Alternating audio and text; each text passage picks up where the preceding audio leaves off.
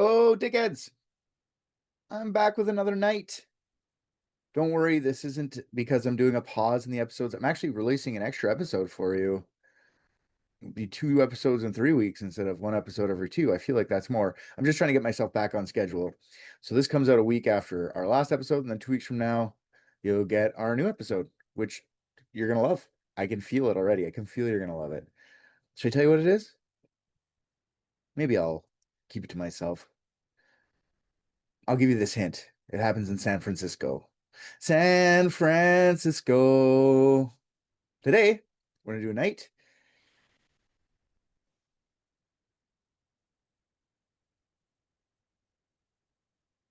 We're doing Sir Guinglain. Sir Guinglain is known as the Fair Unknown. And I know that's what I said about Sir Gawain. Gawain was known as the Fair Unknown. And I'm pretty sure both of them are known as the Fair Unknown. Earliest cycles of Arthurian legend before Guinglain existed, Gawain was fairly unknown. And I think afterwards the name got pushed onto Guinglain sometime after later cycles. But I could be wrong.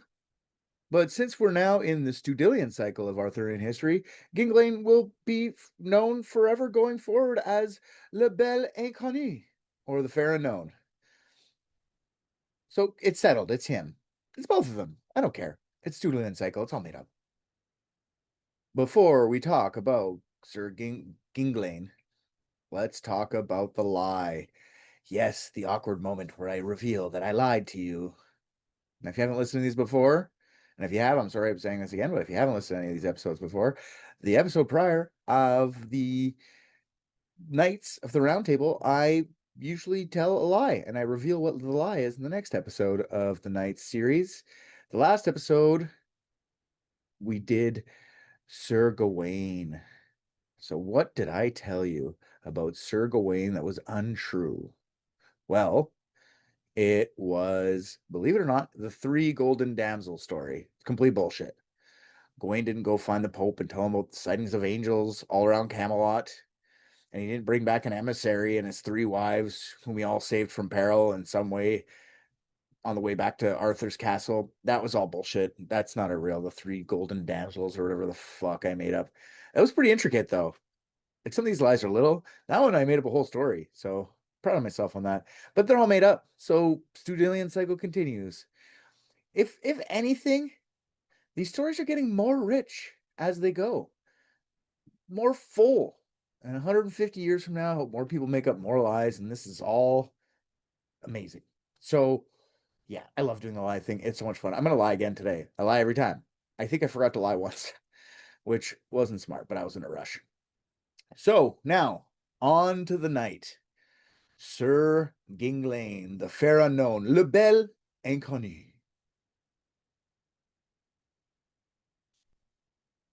So, Sir Guinglain is the grandson of King Lot. We were doing all the Orkney boroughs the last couple bit, and I thought King Lot's family was died off, but then I started learning about grandkids. Sir Gawain had kids. Sir Gawain had a couple kids, one of them known as the Sir Guinglain. He was a knight as well. Who is Guinglain's mom? Let's start there. We know his dad, Orkney lad, but we don't know who his mom is. And with Gawain, I remember telling you guys about him and his promiscuity. He liked to bang the old women. He liked to go find chicatas out there, if that makes sense. He also liked to bang mythical creatures. I told you that one. That was true. That wasn't a lie. That was true. He used to bang fairies and shit. So Guinglain's mother was actually a fairy named Blachamal. Gawain's banging fairies, getting his dick wet with a fairy. I love it.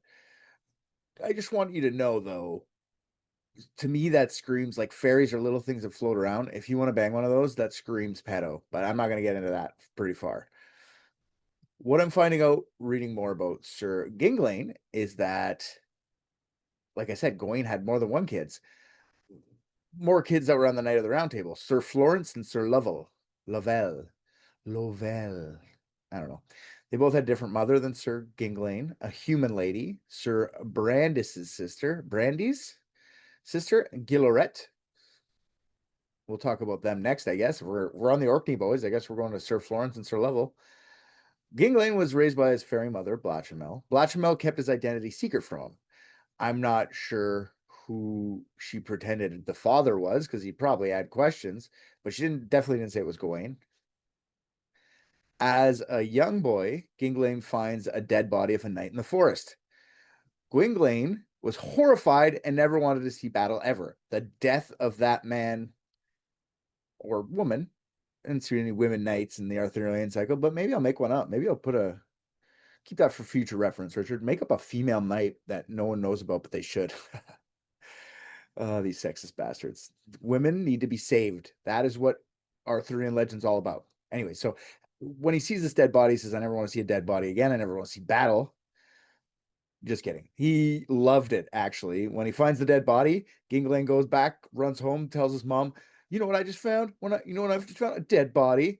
And it makes me realize that when I get older, like that dead guy in the forest, I want to be a knight. He was a knight. He died. He lived in peril. Seems like a great job. God, how's that motive for someone to want to become a knight? Because that's what they're saying. His motivation is that he found a dead body. It's like all the kids from Stand By Me would be knights by now. Anyways, dead bodies get you going, Guinglain. I guess that's good. Good for you. So Guinglain leaves his home for Arthur's castle to become a knight of the Round Table. And it's very murky as how he became a knight exactly, but I do know that they knighted him almost instantly as Sir Le Bel Inconnu. Why did Arthur knight him instantly while other knights had to do some sort of quest? I'm not sure. Later, a messenger comes in requesting aid from the Princess of Wales named Esmerée the Fair. I do like how La Belle Inconnue and Esmerée Le Fair, they both have like fair in their name. I guess Esmerée would have been the well-known fair, not the unknown, the fair inconnue, like the well, anyways, different sides of the same coin, I guess. The fair unknown requests that he be the one to go on the quest, and he escorts the messenger, who is also the princess's lady in waiting, Ellie, back to Snowdon to rescue the princess. Snowdon was known as the Desolate City because of the sorcerers, Mabon and Avrain, that were fucking with it. They had summoned a horned fire-breathing knight. Sorry. They had summoned a horned fire-breathing knight to defend it for them, and their blight brought a darkness upon the city. Ellie is pissed that Arthur would have sent a complete unknown knight to save us. He didn't even know his name, and this is what we get. There is a fire-breathing horned knight. I need someone like a good one, like preferably Lancelot. But we're not gonna get him. Maybe give me one of the Orkney dads, like one of the Orkney uncles. You give me this guy? Come on, give me someone. Someone that's good at fighting. I'll even take Sir Kay. The Bella known. That's bullshit. She was just scared that the new knight wouldn't be able to save her princess. She had a. It's kind of rude of her to think that the unknown knight would be terrible at fighting, but nobody knows anything about him. You know. So on the way to save Esmerée, Ellie and Guinglain get into a lot of adventures that change Ellie's mind about the inexperience of Guinglain. I told you one of these stories in the Sir Ble- I told you one of these stories in the Sir Bleobaris episode. You know, Sir Bleobaris used to defend a ford called Perilous Ford, and why he defended the ford was very unclear, but we talked about it. Like I said, it was probably a valuable place to hold strategically. And if you don't remember what a ford is, it's a shallow place in a river or stream allowing one to walk or drive across. So in defending a kingdom, a narrow passage across a river would be valuable, like as a strategic point. So I'm guessing that's what it was. So in defending this ford, many people came to Bleobaris. Guinglain came across the ford with Ellie, and Bleobaris fought him, like he had fought everyone that else came before him to get across the ford. And then Guinglain defeats Bleobaris, and Guinglain sends the injured Bleobaris to Arthur. Bleobaris changes his life after meeting Arthur. That's when he decides to become a better person and fight for Arthur instead of just fighting maidens and farmers who were trying to cross the river. But before Bleobaris could change his outlook on life, Guinglain had to deal with his friends. Bleobaris' friends were outraged at the injuries to their friend, Bleobaris. The friends were William of Celebrant Ellen of Grace, and the Knight of the Say, and they chase after Guinglain to try to avenge their friend. Guinglain, being the great knight that he is, defeats all three men. That's that story. So if there's another story where he and Ellie come upon two giants who are terrorizing a lady named Clary. Clary was captured by the two giants and was about to be killed, and Guinglain shows up just in the nick of time and kills the giants with ease. There's another adventure where he goes on with Ellie, where he joins a tournament hosted by another knight called Sir Griflet. And Sir Griflet, we have to talk about because Sir Griflet's a great name. Like he's got to have a mustache. You know, Sir Griflet is an intriguing figure to me. I haven't looked into him yet, but I will, I promise. Sir Griflet was hosting what they called the Sparrowhawk tournament. Another cool, like this is why Griflin's wicked. Griflet. Sparrowhawk tournament? Come on, that sounds amazing. Guinglain wins the Sparrowhawk, despite Griflet's killer instinct. Griflet was a great fighter. He was killing it at this tournament. So to the fact that Guinglain came in there an unknown and basically won the tournament, Ellie thought he was great after this. She was like, finally, King Arthur made a great decision. The most famous adventure that Guinglain goes on with Ellie before reaching Esmeralda is that of the frog with four legs. Is that of the frog with four hind legs. So while going through the bushes, or the forest, I guess, on their way to Snowdon, Ellie and Guinglain come upon a swamp that is almost impassable. There's one thin path that passes through the middle, and they decide to cross it because it would cut a couple days off of their trip. And Guinglain says, I'll go take the rear, you go in front so I can take any damage that comes from the back and I can see anything bad that comes from the front. And as they're crossing this swamp, the frog croaking starts to get louder and louder. They hear frogs in the distance getting closer and closer. And not one frog, like lots of frogs. And then frogs start jumping onto the horses, and it's freaking the horses out. And in fact, the horse, Ellie's horse, she wasn't a great horsewoman. Horse person. She wasn't a very good horse riding person.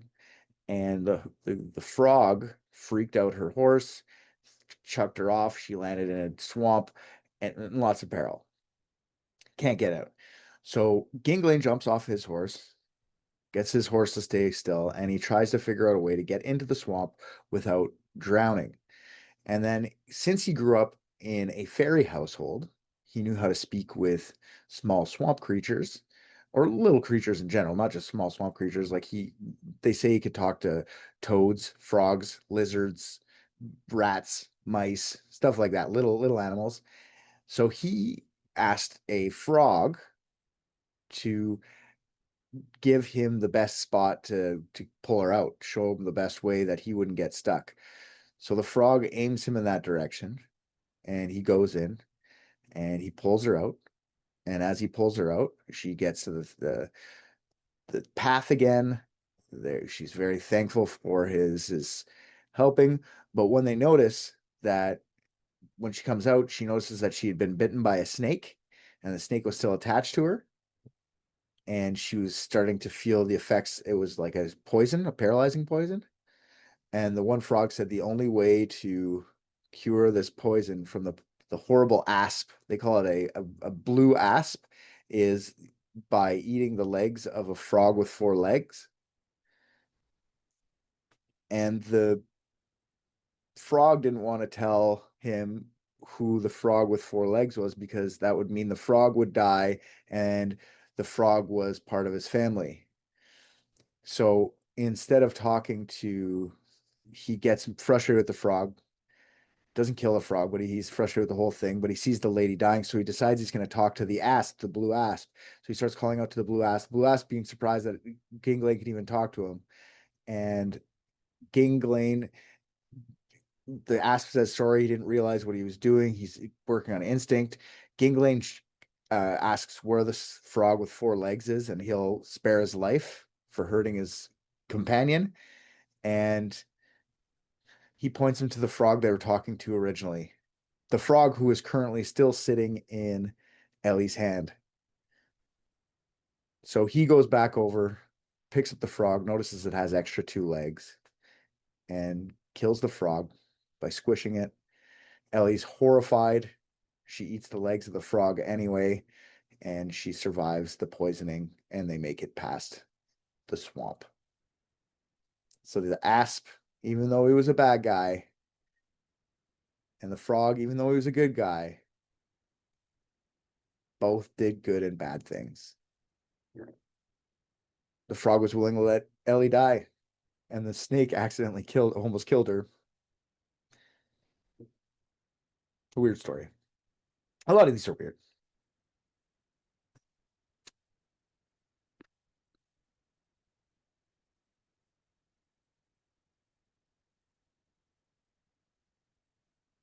And then eventually, after a couple more little adventures that don't really amount to much, they eventually make it to the desolate city of Snowdon.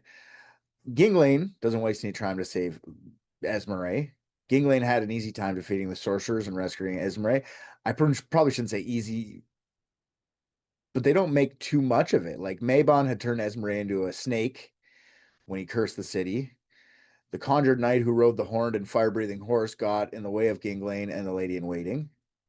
So Guinglain just kills the knight in battle, and then the sorcerers are defeated. Like that's what it is. But Esmeralda's still a snake.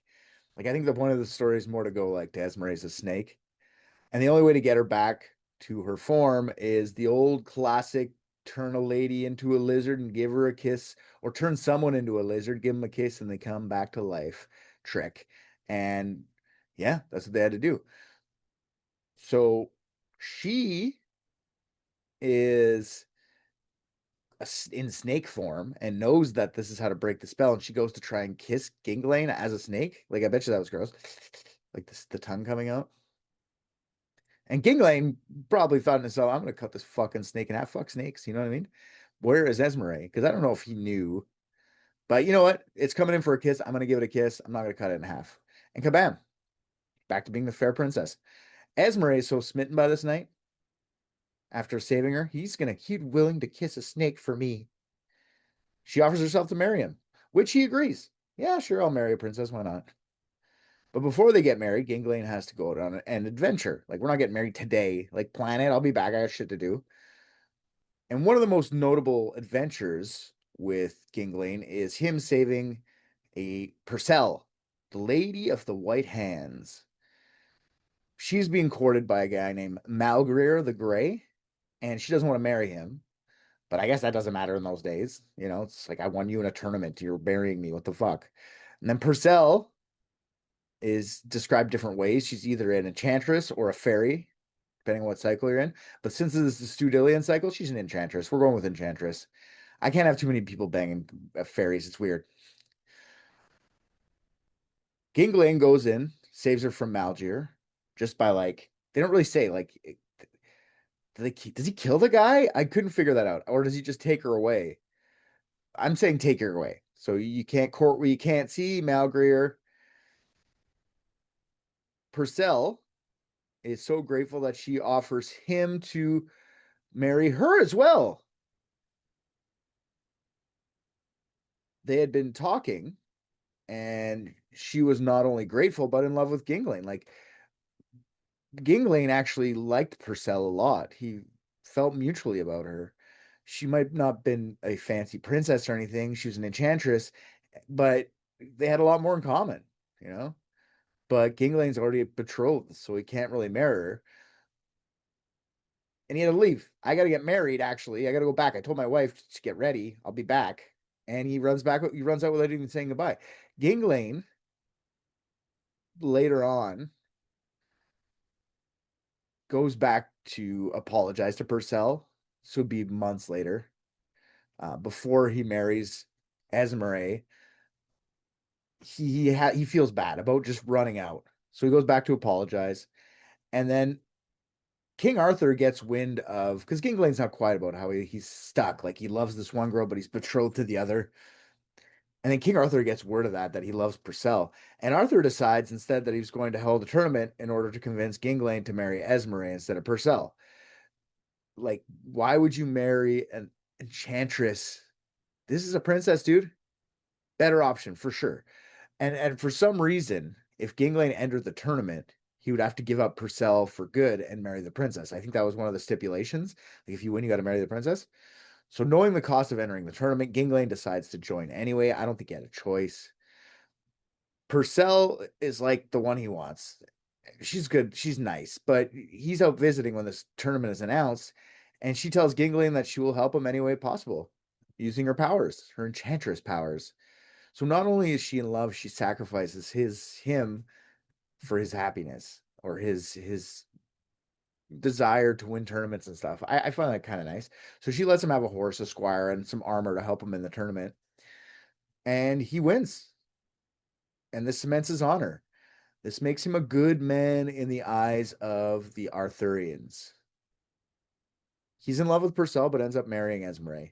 He becomes King of Wales while also being a Knight of the Round Table. Guinglain, like his death is much like his father and uncle's.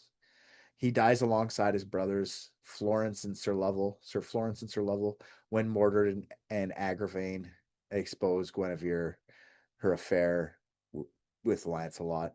Like Guinglain, Florence, and Lovell all take side of Arthur and die in the ensuing war by the hand of Lancelot. Again, Lancelot, as I keep finding out, kills a lot of Knights of the Round Table. He's the biggest villain in all this, and I haven't gotten to his full episode yet, but he is one of the more famous knights, and I'm sure his story is going to be crazy because I'm at like I haven't counted, I haven't gone back and counted, but he's killed at least 6 knights like of the Round Table, and there's like 20. There's a lot of them, but he's killed a lot. He's such a villain, and he's French, so that proves it mostly to me.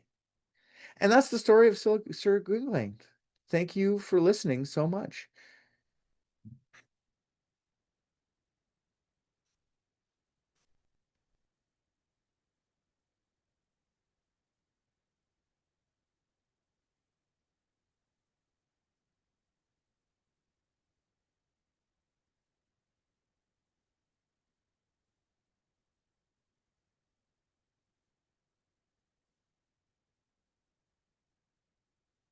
Thanks for listening, guys. I appreciate all your stuff. I'll be back in 2 weeks with another full episode. Goodbye. Love you.